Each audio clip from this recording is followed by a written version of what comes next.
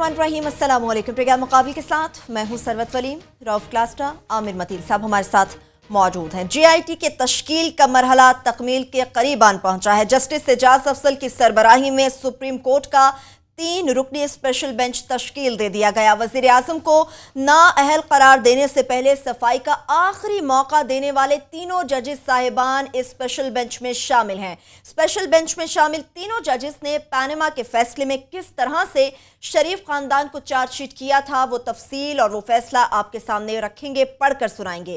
Programme के जब दूसरे हिस्से की जानिब बढ़ेंगे तो आपको बताएंगे कि विफाकी वजीर दाखिला चौधरी निसार और राना सनाउल्लाह के बाद तारिक फातमी भी डॉन लीक्स के मामले में खुलकर सामने आ गए, खुलकर हमले कर डाले। इसके साथ साथ 50 साल तक पाकिस्तान की खिदमत और दुनिया में पाकिस्तान का इमेज बुलंद करने के दावेदार तारिक फातमी, पाक भारत ताल्लुकात हो, अमेरिका से F-16 तैयारों का मामला हो, मशरिक़ वस्ता के ममालिक से ताल्लुकात हो या फिर मुल्क की खारजा पॉलिसी हो, क्या क्या बेहतरी ला सके हैं, इस पर डिटेल्स के बात तो करेंगे। लेकिन ये भी आप जानते हैं कि दफ्तर खारजा की बेगमात की जो NGOs हैं वो देकर ममालिक के सिफारत खानों से करोड़ों रुपए कीमत में चंदा इकट्ठा करने में कामयाब जरूर हुई हैं। प्रोग्राम के जब तीसरे हिस्से की जानिब बढ़ेंगे तो आपको बताएंगे कि वज़ीर आज़म पाकिस्तान ने लिया में जलसे आम से खिताब किया, कहा कि मैं सिर्फ फीते नहीं काटता, जो भी वादे करता हूं उन्हें पूरा करता हूं। लिया और तौंसा के दरमियान दरियाए सिंध पर पुल बनाने का ऐलान तो वज़ीर आज़म पाकिस्तान कर गए।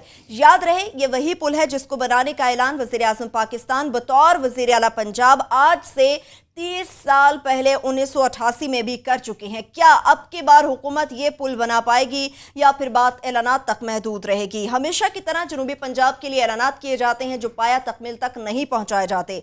वज़ीर आज़म ने CPAC के हवाले से भी मुखालिफिन को कड़ी तनकीद का निशाना बनाया, लेकिन ये शायद बताना भूल गए कि लिया के लिए CPAC के अंदर क्या समरात मौजूद है। डिटेल्स आपके सामने रखेंगे, लेकिन सबसे पहले चूंकि पैनमा की बात करेंगे, आमिर साहब मैं आपसे शुरू करना चाहूंगी। JIT की तश्कील का मरहला भी अबान पहुंचा है, कल खुली अदालत में समाअत होगी।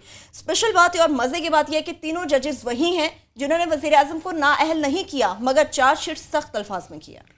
जी मेरा ख्याल ये इसकी तुक बनती है और मंतकी नतीजा ये है कि ये तीनों जज जिनकी मेजॉरिटी जजमेंट है, इन तीनों का अच्छा है कि यही बेंच का हिस्सा हैं, क्योंकि इनको केस पूरा ज़ुबानी याद है। कोई केस का ऐसा पहलू नहीं है जो इनसे भूला हो। ज़ाहिर है इतनी लंबी जब आप जजमेंट लिखते हैं और इतने महीनों चलते हैं तो उसकी एक एक लाइन एक एक पहलू याद होता है। तो नए जज जो आने थे उनके लिए दोबारा इसके अबूर हासिल करना या कहीं ना कहीं कमियां रह जाने थी, लैप्सेस, तो ये उम्मीद थी, अनएक्सपेक्टेड नहीं था, ये एक्सपेक्टेड चीज़ थी कि 2 जज क्योंकि जो बाकी हैं जस्टिस खोसा साहब और जस्टिस गुलजार साहब, क्योंकि वो डिसेंट दे चुके हैं, वो पहले ही अपना फैसला दे चुके हुए हैं, तो ये तीनों का बाकी जो इम्कान था इस बात का कि ये तीनों ही लगाए जाते। अब इसके अंदर ये है कि सबसे इम्पॉर्टेंट ये कि हम जो कहते थे कि पैनमा 1 के बाद पैनमा 2 शुरू हो जाएगा, तो ये पैनमा 2 शुरू हो रहा है कल से। और अभी ये नहीं पता कि अदालत, ये बेंच जो है, ये इसकी जो बेंच की कार्रवाई हुआ करेगी JIT के अलावा उसको ओपन रखते हैं या क्लोज रखते हैं। हमारी बड़ी उम्मीद है कि इसको ओपन रखा जाए क्योंकि सारा केस ओपन रहा है, तो इसमें हम सब इन्वॉल्व हैं, पूरी पाकिस्तान की कौम की नज़रें हैं और पाकिस्तान की तारीख का सबसे बड़ा केस है। तो हम सब भी चाहेंगे उसका हम भी हिस्सा बने, देखेंगे वहाँ क्या होता है। कि जिस तरह आपने कहा, सबसे इम्पॉर्टेंट बात तो इसमें यह है कि इन 3 जजेस ने भी ये सारे जो सवाल हैं मनी ट्रेल के, कि ये पैसा कहाँ से आया, कि ये कतर कैसे पहुंचा, लंदन कैसे पहुंचा, दुबई कैसे पहुंचा, सऊदी अरेबिया कैसे पहुंचा, इनसे रिलेटेड सारी चीज़ों के मतलब सब ने ये सवाल उठाए हुए हैं। और इन तीनों ने फ़र्क ये था कि इन तीनों का ये कहना था कि टू सम अप कि तफ्तीश और करवा लें। बिल्कुल वो बाकी कह रहे थे कि तफ्तीश की ज़रूरत नहीं है। 2 जजेस जो थे, माइनॉरिटी जजेस जो थे, वो कह रहे थे कि जनाब हमारे ख्याल में इतना एविडेंस सबूत मौजूद है कि इसके बाद ये काफ़ी है कि प्राइम मिनिस्टर जो हैं सादिक और अमीन नहीं रहे हुए हैं, तो लिहाजा हम डिस्क्वालीफाई करते हैं। इनका सिर्फ ये कहना था कि नहीं, थोड़ी सी तफ्तीश और करवा लें, यानी कि इनको एक और मौका दे लें कि जनाब ये बता दें, अगर ये बता सकें। उसमें टाइम फ्रेम है, ये ज़रूरी नहीं है कि 60 दिन तक चले। उन्होंने कहा अगर आप 15 दिन बाद या महीने बाद भी इस पे नतीजे पे पहुँचे कि जनाब इनके पास सबूत नहीं है और वाकई ये तफ्तीश नहीं है, तो वो पहले भी ये फैसला दे सकते हैं। नहीं, थोड़ा ख्याल है, थोड़ा सा चले आप बात कर लें। मेरा ख्याल है उसके अंदर लिखा हुआ है, if they come to the JIT comes to the conclusion beforehand it can, मेरी रीडिंग यही है कि वो पहले भी 60 दिन से अगर समझें कि जनाब ये तफ्तीश पूरी हो गई है तो वो बेंच के पास जाके पहले भी फैसला दे सकते हैं। नहीं, 15 दिन बाद तो वो रिपोर्ट दें JIT, मगर 60 दिन से पहले 45 दिन में या 30 दिन बाद भी अगर JIT समझे कि उनको तो मजीद तफ्तीश की जरूरत नहीं है, उनकी तफ्तीश पूरी हो गई है, तो वो 30-45 दिन के बाद भी जो है ना वो ये कर सकते हैं। मेरी रीडिंग यही है। दूसरा इसमें ये जरूर है कि पूरा इन 3 जजेस पे मैं समझता हूँ कि ये जो जिम्मेदारी बहुत ज़्यादा आ गई है, और जो ये सवालात ज़रूर हैं कि JIT की तश्कील के हवाले से कि जनाब FIA में देखें अभी कि FIA खुद फैसले में कहा गया है कि जनाब ये तफ्तीश नहीं करवा पाती और वही लोग हैं, तो 3 जो उसके एडिशनल डायरेक्टर्स थे उनमें से 2 मेडिकल ग्राउंड्स पे चले गए हैं। फिर इस तरह ही नैब की बड़ी सबसे बुरी सूरत हाल है कि वहाँ पे नैब चेयरमैन के खिलाफ जो है वो सुप्रीम जुडिशल काउंसिल में चला गया है। फिलहाल नाम तो उन्होंने ही भेजने हैं, कौन से नाम भेजते हैं उनके ऑलरेडी वो नाम है काफ़ी सारे जो सुप्रीम कोर्ट में भी गए हुए हैं, और काफ़ी मशकूक नाम है उनके अंदर, काफ़ी ऐसे नाम हैं जो कि जिनकी प्रमोशनें गलत हैं, माजी के ऊपर उनकी इन्वेस्टिगेशन हो चुकी हैं। सो ये सवाल अपनी जगह, मगर JIT जो है वो इन जजेस ने देखनी है। किसी की, मेरा नहीं ख्याल है कि पहली बात कि जुर्रत किसी की है कि इन जजेस अगर ये चाहे इनकी नीयत हो, जो कि होगी, ये नहीं हम जिसारत कर सकते कि उनकी नीयत नहीं है, कि उससे दाएं बाएं हो सके। दूसरा ये है कि इन जजेस को ये फैसले जो तफ्तीश के बाद, ये नहीं है कि ये कोई छुपी हुई रिपोर्ट है, इसको जस्टिफाई करना है कि इनका फैसला सही था कि तफ्तीश कराने का, तो वो जो जवाब देने और पढ़ेंगे प्राइम मिनिस्टर को, आपने हमने सबने पढ़ने हैं और जज करना है। और सबसे जो है मेरा ख्याल ये क्लास साहब से ओपिनियन ले लें, फिर इसकी एक एकेडमिक साइड भी है, उस पर मैं बात करना चाहूँगा। ठीक है जी क्लास साहब। अच्छा, हम ये शायद सारे गेस कर रहे थे, हमें कुछ ज़्यादा ऑफ कोर्स लीगल चीज़ों का इतना पता नहीं है, अब तक वो सामने भी नहीं आया था।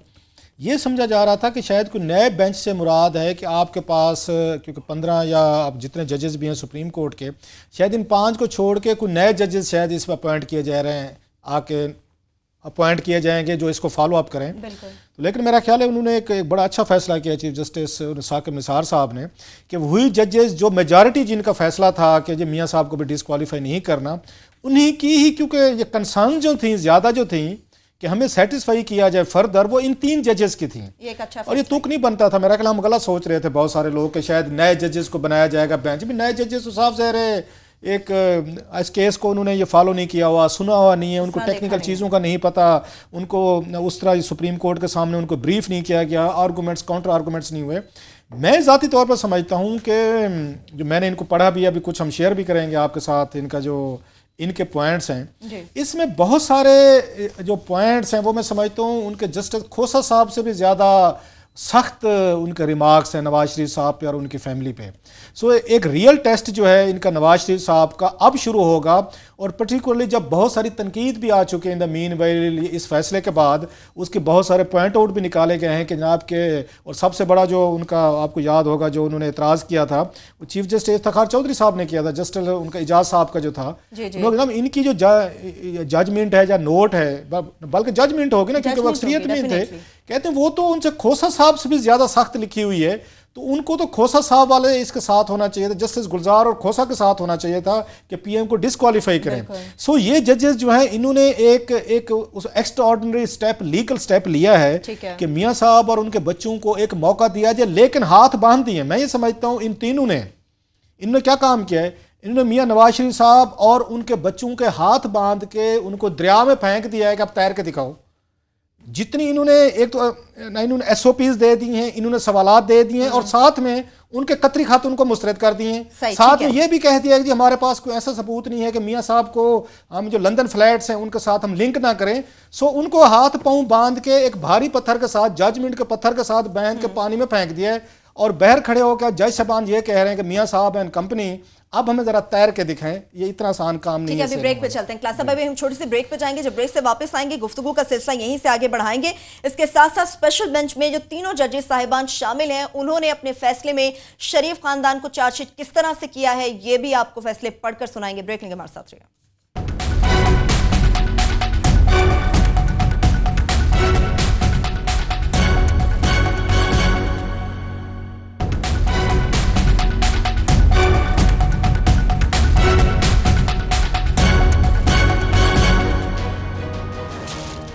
ब्रेक के बाद एक बार फिर से प्रोग्राम में हम आपको खुशामदीद कहेंगे। आमिर साहब, जिस तरह से आपने बात की कि पैनामा 2 शुरू होने जा रहा है, इसकी एकेडमिक साइड क्या है वो आप हमारे साथ शेयर करें। इसमें पहली बात तो उससे पहले एकेडमिक साइड पे आऊँ कि ये केस के अंदर जो 2-3 पहलू इंपॉर्टेंट हैं वो ये है कि ये पहले तो जो था वो 4 फ्लैट्स का था कि 4 फ्लैट्स बताएं कहाँ से आए हैं। इसके अंदर स्कोप आ गया कि उन सबसे उनके तमाम पूछे जाएंगे, आप बताएं कि आपकी बाकी आमदनी भी क्या क्या है, सऊदी अरेबिया की मिलों की क्या असासे हैं, बाकी क्या असासे हैं, तो एक तो वो एक्सपेंड होता है। दूसरा इसमें हुदैबिया के हवाले से बड़ा इंपॉर्टेंट है कि वो देखना है कि वो क्योंकि फैसले के अंदर है कि नैब और जो FIA की रिपोर्ट्स हैं ऑलरेडी इसका हिस्सा बनेंगी, तो वो भी देखने वाला क्वेश्चन है कि उसका फैसले के अंदर लफ्ज़ लिखा हुआ है नेक्सस इन चीज़ों से है कि नहीं है, वो इनसे साबित तो नहीं करते हैं।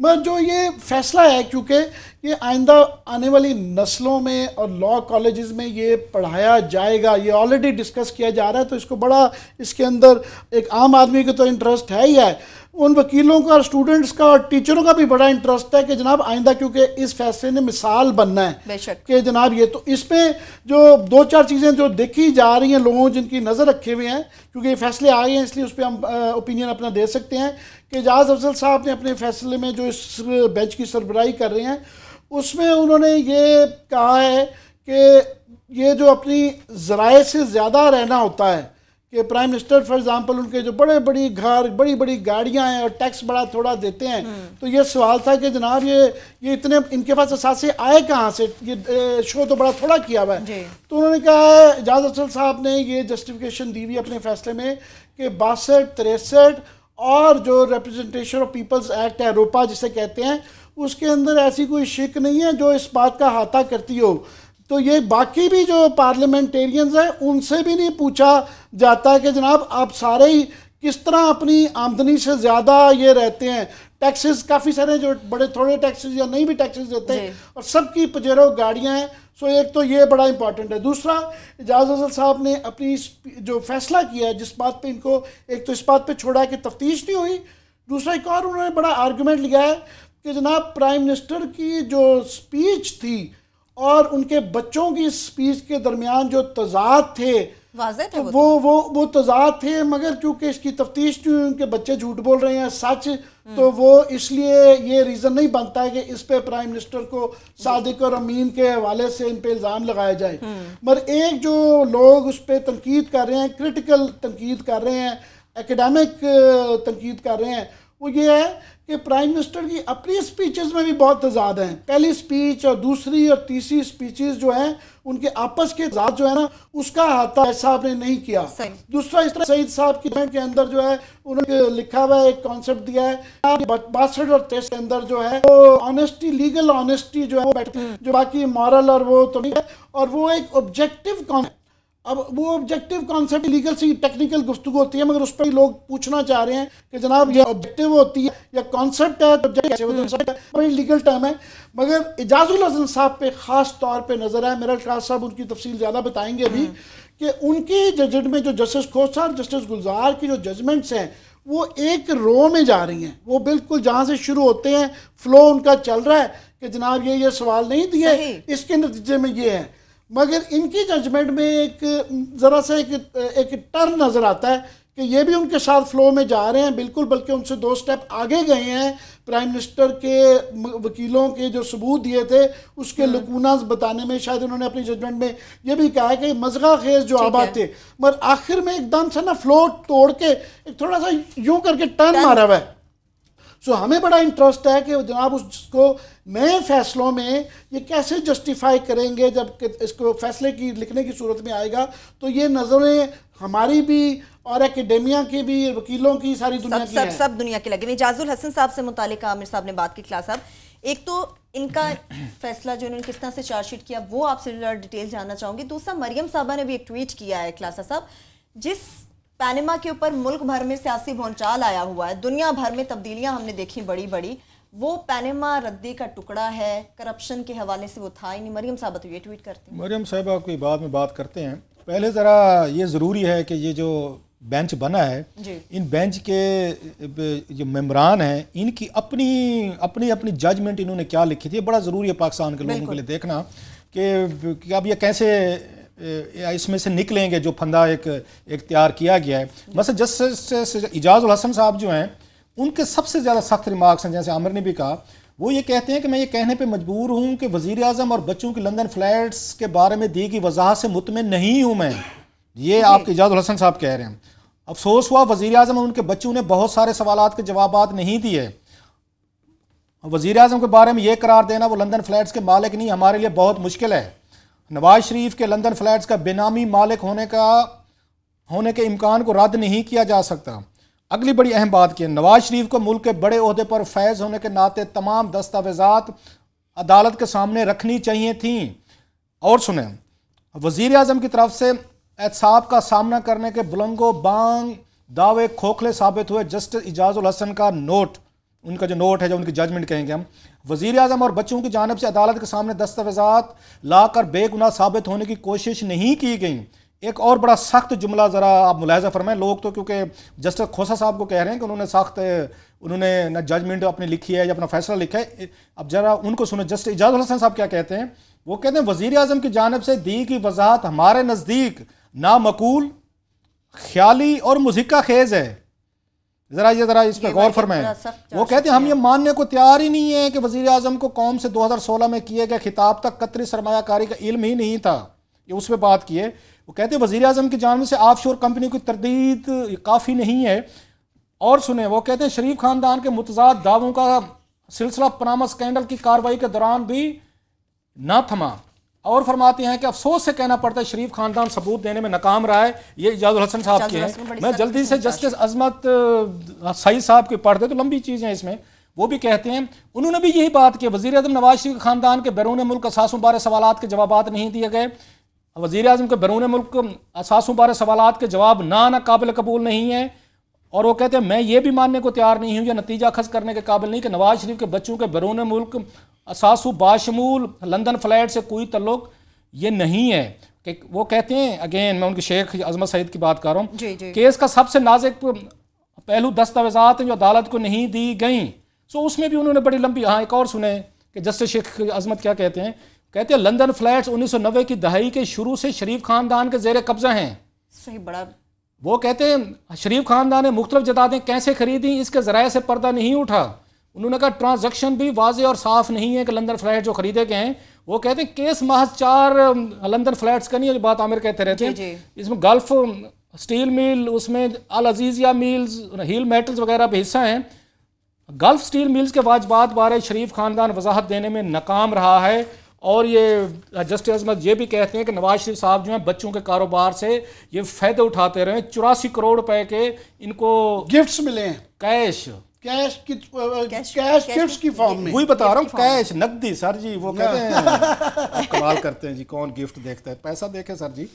वो कहते हैं वज़ीर आज़म नवाज शरीफ खानदान के बैरून मुल्क ज़राए से तहत की शक्ल में फ़ायदे हासिल करने का इतराफ़ करते हैं। कहते हैं नवाज शरीफ ने तहफ़ की शक्ल में फ़ायदे उठाए। ये जस्टिस शेख अजमत कह रहे हैं। सो ये बहुत सारी लंबी चीज़ है, अगर आपके पास टाइम है तो जस्टिस इजाज़ अफजल साहब के भी कुछ 2-4 हैं। सो मैंने जो बात की थी रिपीट कर देता हूँ कि इस बेंच ने जो सवालात उठाए थे और जो उन्होंने अपनी ऑब्जर्वेशन या रिमार्क्स जजमेंट दी, इनको वही कहूंगा कि हाथ बांध के पत्थर के साथ दरिया में फेंक के तीनों जजेस कह रहे हैं कि अब हमें तैर के दिखाओ, देखते हैं कैसे तैरते हैं। एजाज अफजल साहब के स्टेटमेंट में थोड़ा सा बोलना। ठीक है, अभी हम छोटी सी ब्रेक लेते हैं। जब ब्रेक से वापस आएंगे तो जस्टिस एजाज अफजल ने अपने फैसले में शरीफ खानदान को किस तरह से चार्जशीट किया है वो तो आपको पढ़कर सुनाएंगे। इसके साथ साथ पाकिस्तान का इमेज दुनिया में बुलंद करने के दावेदार तारिक फातमी साहब पाकिस्तान का इमेज किस शक्ल में कहां पर बुलंद कर पाए, इसकी भी मुकम्मल तफसीलात आपके सामने रखेंगे। ब्रेक लेंगे, हमारे साथ रहिए।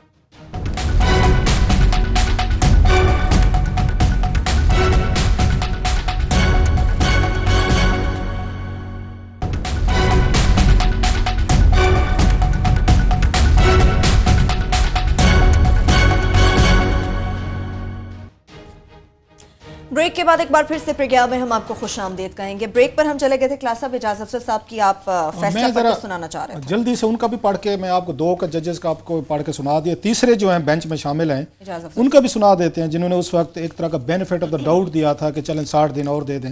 वो ये कहते हैं वज़ीर आज़म के खिलाफ काफ़ी मवाद सामने आ गया है जिस पर तहकीकात की ज़रूरत है। जस्टिस एजाज अफजल साहब कह रहे हैं मवाद ज़ाहिर करता है, मतलब दस्तावेज़ात ज़ाहिर करते हैं कि शरीफ खानदान ने 90 की दहाई के आगाज़ में ज़राए आमदन से हट कर अपने असासे बनाए।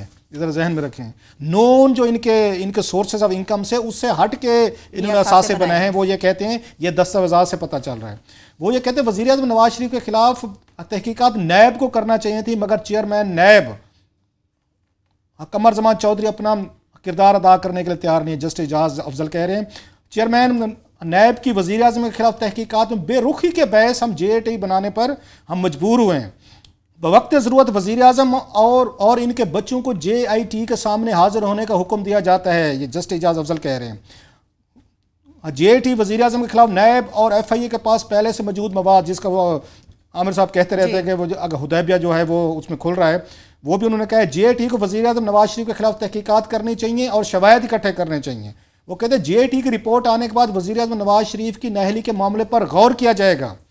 अगला सुने, बड़ी अहम बात की उन्होंने जस्टिस एजाज अफजल खान ने वज़ीर आज़म ने पनामा लीक्स के बाद की कि तकरीरों में लंदन फ्लैट्स की मलकियत को तस्लीम किया, लेकिन वो कहते हैं कि जो कंसाइज स्टेटमेंट इन्होंने अदालत में वज़ीर आज़म ने जमा करवाया उसमें लंदन फ्लैट्स की मलकियत से ये मुकर गए। ये बड़ी अहम बात कह रहे हैं। वो 62, 63 जो खोसा साहब ने और उन्होंने जस्टिस गुलजार साहब ने कहा था कि वज़ीर आज़म जो है वो झूठ बोला है, ईमानदार भी नहीं रहे और डिसऑनेस्ट हैं। ये बात ये भी लिख रहे हैं कि उन्होंने वहाँ पे गलत बयानी की है। वो कहते हैं हुसैन नवाज ने अपनी कंसाइज स्टेटमेंट में उन लंदन फ्लैट्स की मलकियत का दावा किया और मनी ट्रेल के तौर पर हुसैन नवाज की जानिब से कतरी शहजादे के खतूत पेश किए गए। वो कहते हैं लंदन फ्लैट्स हुसैन नवाज की मलकियत में कैसे है, ये हमें वजाहत चाहिए। ये जस्टिस एजाज अफजल खान कहते हैं। और भी उन्होंने कहा है कि और वो कहते हैं वज़ीर आज़म नवाज शरीफ और यूसुफ रज़ा गिलानी के केस में ये बड़ा फ़र्क है। और कुछ उन्होंने सवालात उठाए कि पैसे कहाँ से है, हुसैन नवाज की तरफ से करोड़ों रुपए के तोहफे नवाज शरीफ को क्यों दिए गए, और तहकीकाती एजेंसी को कहा है कि आप इन सवालात के जवाबात लें कि हिल मेटल स्टैब्लिशमेंट जद्दा कैसे बनी थी, कतरी खत हकीकतें अफसाना हैं, ये गल्फ स्टील मिल्स को बेचने के बाद वाला सरमाया कहाँ गया, गल्फ स्टील मिल कैसे बनी, क्यों बेचा गया। ये जस्टिस एजाज अफजल खान ने अपने सवालात उठा के JAT को कहते हैं कि हमें इनका दें। लास्टली वो कहते हैं क्या वज़ीर आज़म के बच्चों के पास 1990 की दहाई के आगाज में छोटी उम्र में फ्लैट्स खरीदने के जराए थे?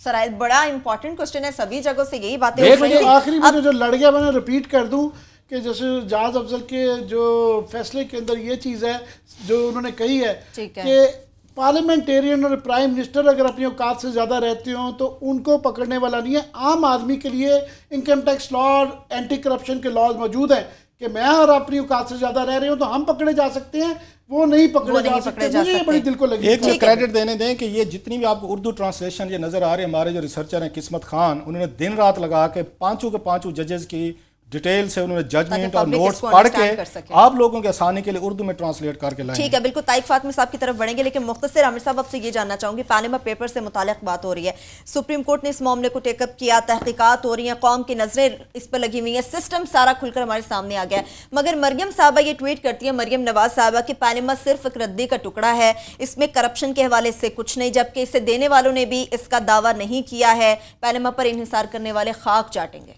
वो बड़ी मायूसी हुई है मरियम बीबी से। वो अगर अपने आप को प्राइम मिनिस्टर नवाज शरीफ का जानशीन कह रही हैं तो इस तरह का काम जो है ना ये राना सनाउल्लाह पे, आबिद शेर अली, उन लोगों पे छोड़ दिया करें। ये एक बेतुकी सी बात है कि पैनमा इन्होंने तो नहीं था बताया हमें इन फ्लैट्स के मतलब, ये पैनमा ने बताया है और उसके बाद इन्होंने एतराफ़ किया कि हाँ ये हमारे फ्लैट्स हैं। और ये हमारे गरीबों पे, साफ़ियों पे गुस्सा ना निकालें। ये अब सुप्रीम कोर्ट ये सारी चीज़ें बातें करेगी, जो सारे जजमेंट्स पढ़ रहे हैं हम, सुप्रीम कोर्ट खुद ये सारी चीज़ें एक्सेप्ट कर गई हैं। और लास्टली ये जिनको कह रही हैं कि पैनमा क्रैप है पूरी दुनिया, उनको, उन सहाफ़ियों को दुनिया का जो सबसे बड़ा अवार्ड माना जाता है, पुलिट्ज़र प्राइज़ जो है, वो उन सहाफ़ियों को दिया गया है कि इन्होंने इतनी खिदमत की है सहाफ़त की। और कई प्राइम मिनिस्टर और कई गवर्नमेंटें उनकी वजह से रिज़ाइन करके चली गई हैं। तो इतना बस जाने दें, इतना गुस्सा ये बचकाना है, या शी इज़ इल एडवाइज्ड, या ये बड़ी बचकाना सी लगी है ये बात उनकी। ठीक है। अब चौधरी निसार साहब की आपने बात की, क्लास साहब हमने देखा चौधरी साहब ने अटैक किया, डॉन लीक्स के मामले पर खुलकर हमले किए, सामने आए, राना सनाउल्लाह साहब भी सामने आए, लेकिन तारिक फातमी साहब की अगर बात करें तो वो भी खुलकर सामने आ गए, पाकिस्तान के इमेज बुलंद करने की भी बातें कर रहे हैं। ये वैसे तारिक फातमी साहब को आप बड़ी अच्छी तरह एक्सप्लेन कर सकते हैं किस शक्ल में उन्होंने इमेज बुलंद किया? बड़ा इंटरेस्टिंग। आज तो उन्होंने खैर एक वहाँ पे सुनने में आया कि बड़ी एक जज्बाती तकरीर भी की है। गुस्सा ना करें वैसे कि तारिक फातमी साहब, ये जो होती है ना दरबारों में जाके लगने की, बादशाह सलामत के साथ वाली सीट पे बैठने की जो ख्वाहिश होती है, बड़े इंसान की पुरानी है। जो बादशाह के दरबार में बैठते हैं, फिर बादशाह उनको अपनी मर्ज़ी से इनाम भी देते हैं, उनको मर्ज़ी से उनको सज़ाएं भी देते हैं। तो दोनों सूरतों में एक्सेप्ट करनी चाहिए। बादशाह को बचाने के लिए ये प्यादे होते हैं, ये कुर्बानियाँ शुरू से देते आए हैं। मसलन उन्होंने यहाँ पे एक आम से डिप्लोमेट को उठा के अपना, उन्होंने फॉरेन ऑफिस जहाँ पे वो मुलाजमत करते थे उसका बास बना दिया। मियाँ साहब की मर्जी थी, बादशाह सलामत है, जिसको चाहे उन्होंने उनको इनायत किया।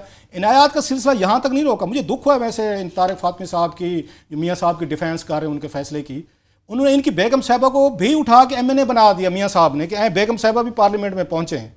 जनाब आज मियाँ साहब को अगर अपनी कोई जान बचाने के लिए 2-4 की ज़रूरत पड़ गई, परवेज़ रशीद ने रोला नहीं डाला, मुशाहिद हुसैन ने सारी, मुशाहिदुल्लाह खान ने रोला नहीं डाला, तो जनाब आप भी रोला ना डालें ना। फिर बादशाह सलामत को आपको ज़रूरत है, अब आप इस वक्त आपने रोला डाल दिया कि मेरे साथ ज्यादती हो गई। बादशाह सलामत ने, आप जो एतराज़ कर रहे हैं, जो लेटर लिखा है उन्होंने फॉरेन ऑफिस के अफसरान को लिखा है, प्लस जो बैरून मुल्क पाकिस्तानी मिशन है उनको लिखा है। मैं बड़ी इसमें इंटरेस्टिंग चीज़ें हैं। सर क्लास अब ब्रेक पे जाना पड़ गया। अच्छा, अब वापस आए कि तारिक फातमी साहब इस वक्त वज़ीर-ए-आज़म नवाज शरीफ को भी डिफाई कर रहे हैं, एस्टेब्लिशमेंट को भी डिफाई कर रहे हैं, और जिन्होंने उनके खिलाफ नोटिफिकेशन किया उनको भी कर रहे हैं, और जिन्होंने इंक्वायरी की उनको भी कर रहे हैं। जरा मजे की डिटेल्स मैं वापस में बताता हूं। बिल्कुल, एक छोटी सी ब्रेक पे चले जाते हैं, ब्रेक से वापस आएंगे, इस तमाम तर सूरत-ए-हाल की डिटेल्स आपके सामने रखेंगे। जिस तरह से बादशाह सलामत की क्लास ने बात की, तो वो बादशाह सलामत आज लिया में भी पहुंचे हुए थे, वहाँ भी जलसे आम से खिताब किया, वहाँ भी बड़ी मजे की उन्होंने बातें की। ब्रेक लेंगे, वापस आएंगे, बात करेंगे।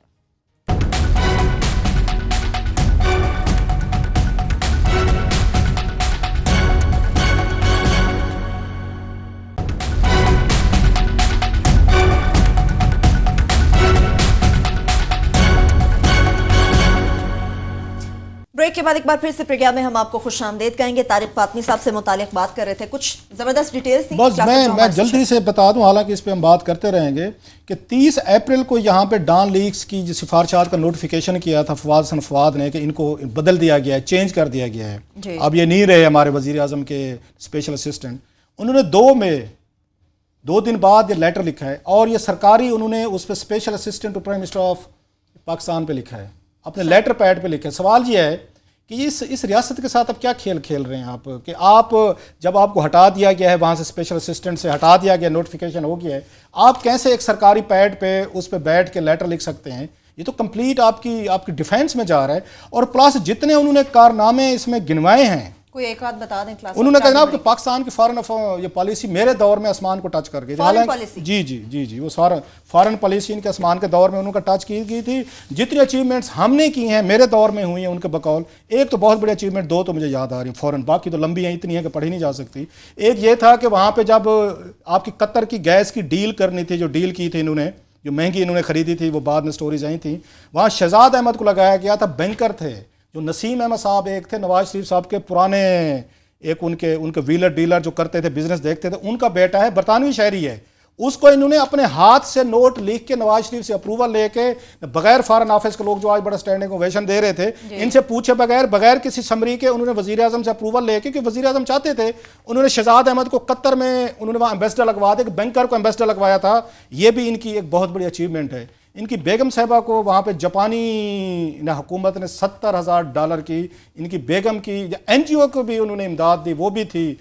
इन्हीं के दौर में फॉरेन ऑफिस की खवातीन की पफवा जो थी, उन्होंने वहाँ पे मशहूर ज़माना जो वो इनके फैसल मुश्ताक का जो रूट्स मिलेनियम है, अरबों रुपए का प्लाट बगैर पूछे कुछे, वो भी इन्हीं की क़यादत में, इन्हीं की ज़ेर सरबराही दिया गया था। और इन्हीं के दौर में ही उन्होंने पाकिस्तान में जो फॉरेन एम्बेसीज हैं उनके एक एक दरवाजे पे नाक करके कशकोल उठा के फॉरेन ऑफिस की जो बेगमात की NGO है पफवा, उन्होंने जाके पैसे इकट्ठे किए। वो पैसे इकट्ठे करने के बाद पूरी फॉरेन एम्बेसी से उन्होंने इनकी बेगम की NGO को भी पैसे दिए थे कि बेगम साहब आप भी लें। अचीवमेंट्स इनकी बहुत हैं वाकई। ये जो लेटर लिखा गया है और ये फॉरेन उनको भेजा गया, उन्होंने कहा डॉन लीग से सारी ये झूठ है, बकवास है, मेरे खिलाफ इल्ज़ामात हैं, आई एम ए जेंटलमैन।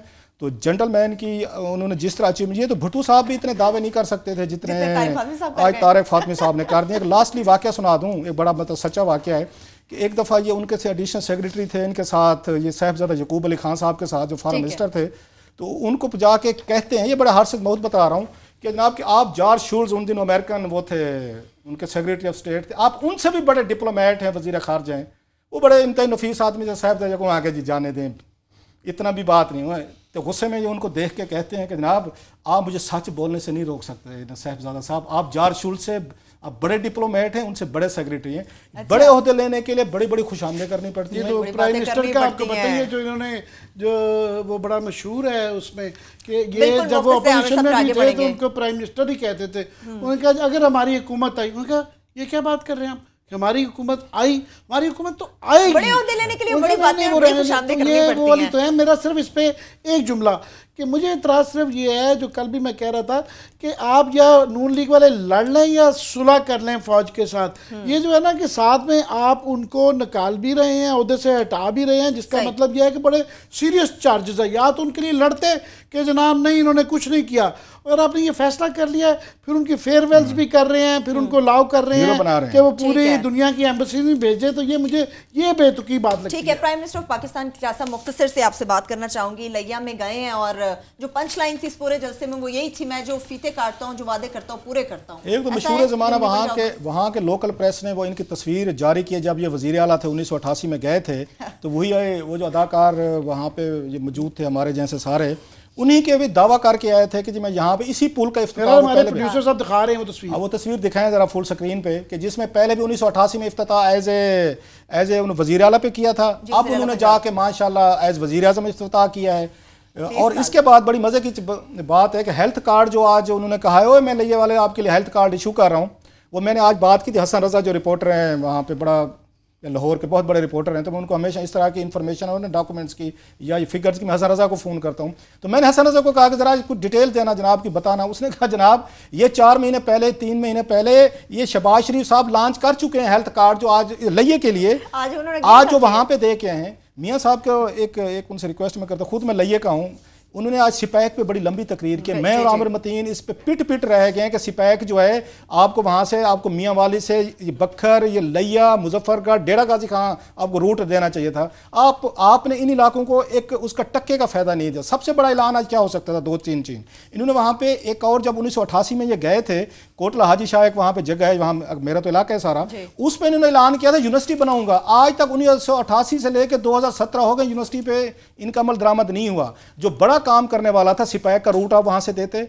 आप, प्लस यहाँ से आप ये बल्कसर से, ये तलागंग से लेके मियाँ वाली, आपका बखर, आपका लिया, मुजफ्फरगढ़, डेरा गाजी खां, राजनपुर, यहाँ पे मोटरवे की जरूरत थी, हजूर वहाँ पे करते। लास्टली एक लिये में, ये परवेज इलाही के दौर में एक हस्पताल बन रहा था, उसका 70 करोड़ रुपए के उसका बजट था। शहबाज शरीफ साहब ने 2008 में वजीर आला बनते ही सारे का सारा बजट जो है ना वो लाहौर मंगवा लिया था। वो मेहरबानी फरमाए, वो जो 70 करोड़ रुपया लिये के अस्पताल का खा पी गए थे, लाहौर में लगा दिया था, वो तो वापस कर रहे हैं। मिनिस्टर ने कहा था ये कल ही शायद कि ये पीटीआई वाले जो है ना ये सड़कें नापते रहेंगे, हम सड़कों के फीते काट रहेंगे। बस मेरी फीते सिर्फ गुजारिश काटेंगे। ये है एक सड़क का एक दफा फीता काटे, 3 दफा ना काटे, और हमें बता दें कि ये पैसे जो इतने दिए जा रहे हैं सारे, ये आएंगे कहाँ से? कर्जों में आ गई, दबे में हम, मुल्क की जो है ना ये इकोनॉमी के फिगर्स भी बता रहे हैं कि पैसे आएंगे कहाँ से? हमारे पास साझेदार है ना। या बस ठीक है, वही आप वाली गुजारिश है जो आमिर साहब के एक जगह का एक सड़क का फीता एक दफा काटे, 3 बार ना काटे। इसी गुजारिश के साथ प्रोग्राम अपने इख्तिताम को पहुंचता, अपना बहुत सा ख्याल रखिए। खुदा हाफिज़।